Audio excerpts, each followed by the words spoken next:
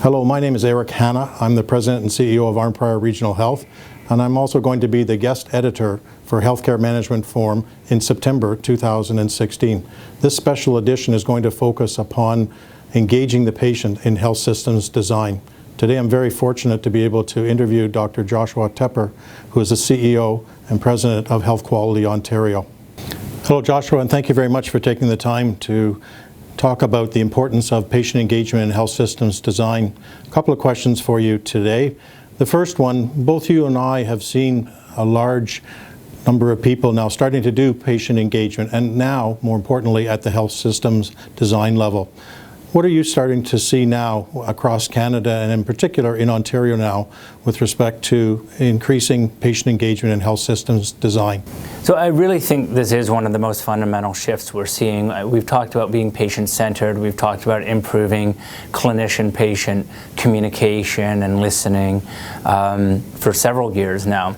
But it is, as you articulate, this shift to the system level that is very, very fundamental, whether it's regional health authorities like local health integration networks in Ontario, whether it's provincial agencies like Health Quality Ontario, or whether it's government writ large that are increasingly involving patients in a variety of ways, citizens panels, surveys, small committee group participation. That really has been the pivot point. And I think it's being driven by a bunch of different things. I think, first of all, it is the logical follow-up to people's increasing commitment to have a system that isn't just for the patients, but with the patients, and having to actually walk that talk, and realizing that we've got to bring people in at the early levels and at the big levels as well. A follow-up question then pertains to why people may be not starting as quickly as what we would like to see with respect to patient engagement. We say that certain things are very easy to do and other things are very difficult. It's not rocket science, as I say, but it may be difficult and it may preclude people from starting on this important journey. Should the difficulty be a barrier in allowing people to move forward with this particular transformation agenda item? I think it is more challenging than perhaps people think. Now, first of all, we shouldn't let the fact it's challenging keep us from trying it. But on the other hand, as we move forward to trying it, we shouldn't pretend that this is going to be simple, because then we'll set ourselves up for failure. And we'll sort of say, oh, that didn't go well, I give up. But if we go in saying, you know what, this is hard, we may not get it right the first time, we're going to take a couple cracks at it, then we set ourselves up for the recognition that this is a bit of a process and a journey. And so acknowledging the fact that it's difficult is totally fair and a good starting point, but that hardness shouldn't keep us from trying. Why it's hard is multifold. First of all, is the type of challenges that we tackle in our healthcare system are hard to begin with. And so how you bring patients in and caregivers is complicated. There's not just one way to do it. Some people set up councils and committees with just patients and family members. Other people say, we have a committee, let's add a few patients and family members into that committee. Other people say, let's do some survey work. Other people say, let's do focus groups. Some people say, let's do one big survey. Other people say, let's do a bunch of series of surveys ongoing.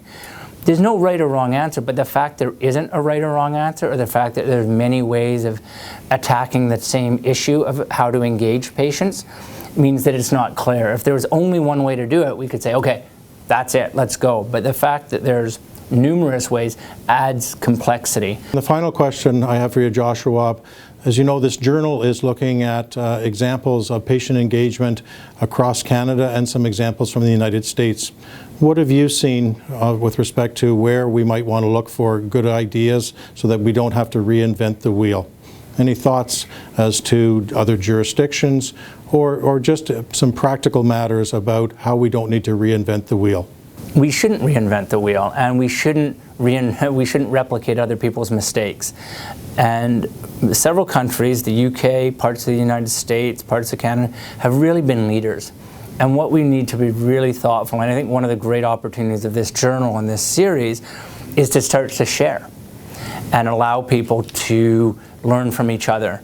And we need to continue to do that. We need to bring sort of scientific rigor and research into the different approaches that people are doing. We need to publish our results. We need to publicly share what our learnings are, good and bad. And thank you very much for answering those first couple of questions. Are there any concluding thoughts that you might have on this important subject? One of the biggest challenges I think we will have is making sure that as we engage patients that we're doing so from across all communities in our society. And sometimes the people we need to hear from the most are the people whose voices are hardest to hear from. And I think about people who are poor.